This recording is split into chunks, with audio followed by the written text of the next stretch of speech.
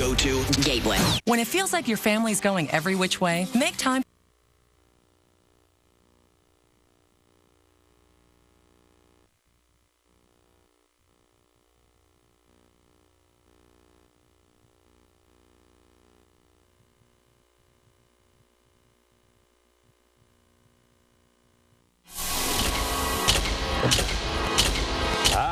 This was North America on Ship Sea. Time to go to press another edition News of the Weird. Excuse me. Ron, we're off balance here. Ron's supposed to come over. Yes. Ron's chatting. Oh, okay. He's busy. Hey, Beth, how you doing? I'm doing well, thank you. So what do you think about this? We may not get to News of the Weird this morning, but what do you think about this alligator dragging his 2-year-old into the swamp and probably devouring? Well, I think there should have been better signage up around that lagoon, other than don't swim because it's steep drop-off. If you know you have alligators, and they do know they're in there because they take them out and they remove them when they get to be about 4 feet long, you've got to give people more warning than that. Oh, they do. I think. Yeah. It's a man-made lagoon. So. Man-made. So are you saying, Beth, that from what you've heard, the signage for no swimming is because of the drop-off? Yes, I looked at the sign online, and that's what it says. Wow. You know, it's pretty much accepted in Florida, and we've been criticized for criticizing Florida, making fun of the alligators and all that. Right. But it's pretty much accepted that if there's water, there's going to be alligators. Right. You know, I remember when we took that Disney cruise and we were driving in the bus over to Port Canaveral, the tour guide said, now on the overpasses, you'll see some alligators sunning themselves, and you'll see them. And I was talking to a lady a couple weeks ago, secretary in an office, and she just moved here from Florida. She said there are a lot of incidents where people are killed or hurt by alligators, but they're not reported. Right. She knew of a lady in her neighborhood who was an elderly lady who was dragged into a pond and lost her arm because of an alligator. I would never live in Florida. Never. Ever. Never. And we were saying this morning that probably this is reported because it happened at Disney World. Right. It's likely the only. Right. This is a big one. This is a big thing. Yes. Because you've got a lot of families there. There was another family that had been playing on that beach a little bit earlier. I mean, they had the families on the beach for movie night there. And my goodness. You know, probably the most. And the mother was with him. Yes, you know, absolutely. And they went in after. They're just waiting. The father did. They're from Nebraska. They don't know. Yeah. You know. Wow. Yeah. This is devastating for that family and for all families, terrible. But for Can Disney you imagine too. You're there with your family and they're watching this happen? Oh, right. You know, it's like, let's just go home. Yeah. I can't imagine. There are millions of alligators in Florida. Right. Millions of alligators. Oh, yeah. Now, yesterday... Can you imagine you're fighting off an alligator and you can't get your 2-year-old back? I mean... Yesterday on our show, Christy Morgan from the Wildlife World Zoo brought that giant python. And what did she say about pythons? She said they are thriving in Florida. Right. Thriving. There are a ton of them there right now. Why would you want to live there? Well... I really don't know why. They don't have state income tax. You know... There's I don't know. I guess. And then when we criticize Florida, we get these people on Facebook saying, oh, yeah, well, you guys got coyotes. Oh, yeah, well. Yeah, well, we do, yeah. I haven't heard about many coyotes dragging off 2-year-olds lately. No. And attacking people like this. Like you, as you said, there are a lot of attacks we don't even hear about never hear about, Right. Have you ever watched Swamp People on TV? Yes, I have seen that show. Wow. The people that wrestle the elk. Is that in Florida? It takes place in Florida? Or? I think it's Louisiana. Oh, okay. And, well, not really. Well, they could be. Wait a minute. I'm not a geographer. No. You're a weatherman, for God's sake. You know where Louisiana is? It's coming up on 7 o'clock. Fox 10 News at 7 Arizona Morning rolls on. You're watching Fox 10 AZAN with Ron Hood, Rick D'Amico, Andrea Robinson, Celeste Rodriguez, and Corey McCloskey in HD. Oh boy, disturbing discovery at Camelback Mountain. A man found dead. New information just into our newsroom this morning. Courtney Griffin is there live. Good morning, Courtney. Good morning. A 56-year-old man from England was found deceased on the Choya Trail. Why he was here in the valley visiting, coming up. And as we were just talking about, more tragedy in Orlando, a toddler snatched by an alligator. What we're learning this morning. And a potential new freeway could make road trips a little easier for folks right here in the valley. Someone from ADOT joins us here in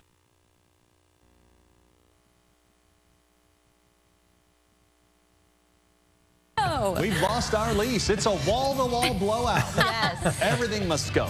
The 11. I like thinking about the 11. I-11. Or, well, here's your story. 6 out of these 10 days look horrible, or horrible, whichever you prefer. They look terrible.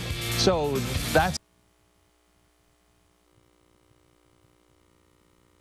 a few minutes. Okay, I was on Trulia here checking out the real estate prices in Alaska.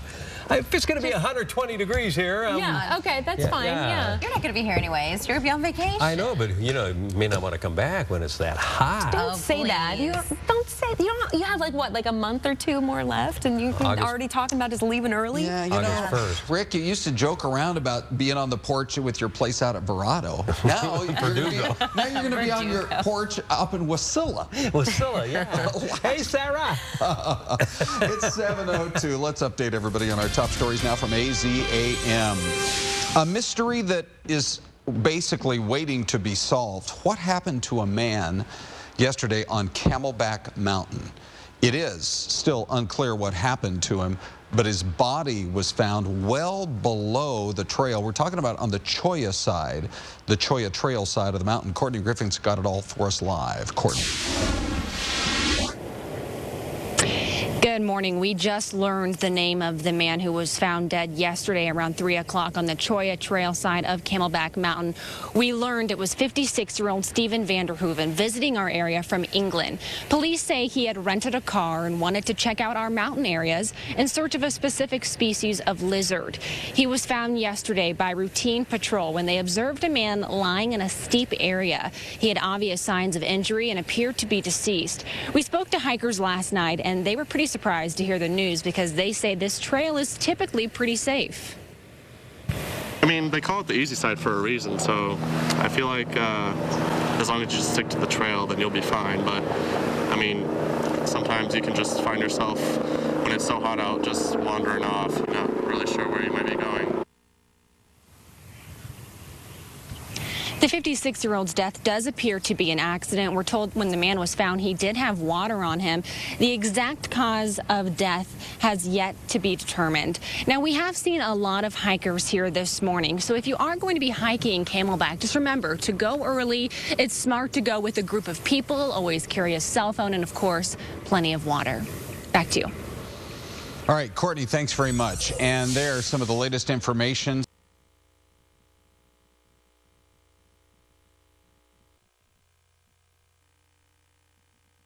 Even have to report, but at the Disney World Resort this morning, police have been actively looking for the body of a 2-year-old boy who was dragged off by an alligator last night. A family from Nebraska was out along the shoreline at Disney's Grand Floridian Resort last night. They say the gator came up out of the water, moving very quickly, grabbed the toddler who was along the water's edge, dragged him into the water. The father, shocked, tried to get the boy out of the mouth of the alligator, but was unsuccessful. This is apparently as the mom also looked on. Police say they're still trying to find the little boy, and they remain hopeful. We have a alligator trapper on the water right now with FWC officers and Orange County Sheriff's Office deputies that are on the water. And like I said, we're putting every effort forward, and we'll be here with them until there's resolution. There's a map showing you. So there's the Magic Kingdom if you've ever been to Walt Disney World, and then you've got the Seven Seas Lagoon that's along it. More than 50 law enforcement members were out looking for the boy through the night, but obviously the odds of finding him alive are almost nil. The area where the family was relaxing was an area there at the resort. Officials say they have never seen anything like this before. The latest in the Orlando terror attack. Investigators looking at the gunman's wife closely, and what did she know? They're saying that Noor Salman, the 29-year-old gunman's wife, could be charged with failure to alert law enforcement. There's her picture about what she knew about the impending attack.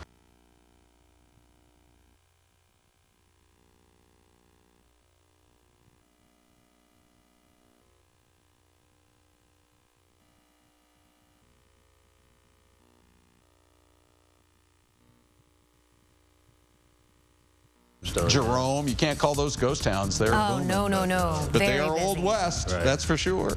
Love Tombstone. Hey, good morning, everyone. 7:10. Another one of those easy mornings on the roads. Nothing that's going to surprise you out there. No accidents, stalled vehicles, or anything really on the road. So these are the areas that are kind of slow right now, though, but nothing unexpected. Around the Broadway curve, moving west, you're going to see some slowing.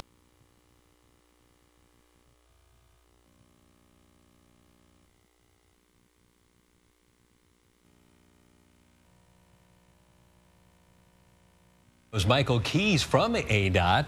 Thanks for coming on with us today. Happy to be here. This is really exciting. You know, when I moved here, there was one freeway, I-17. We called it the Black Canyon. Yeah, not so much anymore. And I-10 didn't connect or anything like that. Sure.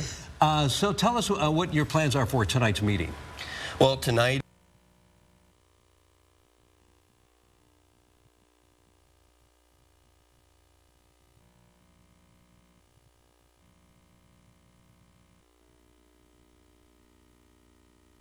Texting is such a big part of people's lives right now, right? How many texts do you think you send in a day? Maybe 20, possibly 50, maybe more. Well, some big changes to those text messages on your Apple devices only. We're talking just Apple here this morning. There was a big meeting yesterday and some new developments coming up. So your text messages are going to work a lot more like Facebook messages. And this is Apple's way of competing with Facebook's messaging app. So to give you a kind of some perspective, you've used that before, right? Download it onto your Apple device, and you can use that to kind of check some messages. When you send messages on Facebook, you have rich text links. You know, those are like links, www.facebook.com, and then it comes up with some photographs, goes along with the links. And something else they use as well on messaging is obviously giant emojis, even video. So coming this fall, here are some of the biggest changes.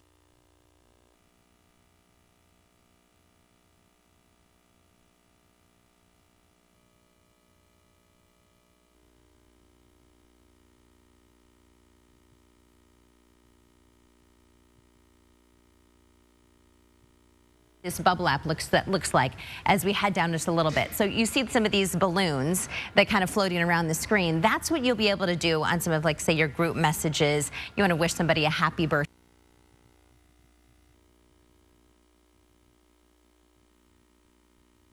We'll start to see on text messages. Wall Street Journal this morning also says Apple's trying to develop Siri. Yes. Yeah, and they want Siri to be a big deal. And right. Don't they want to get it on our desktop computers now? They've already planned it. And it's coming in on their new iPads. Hey, let's check in with Portia over at Dish Nation. Let's do it. Liz, have you ever met Portia? Once. Hi, Portia. This is Liz, Portia. Hello.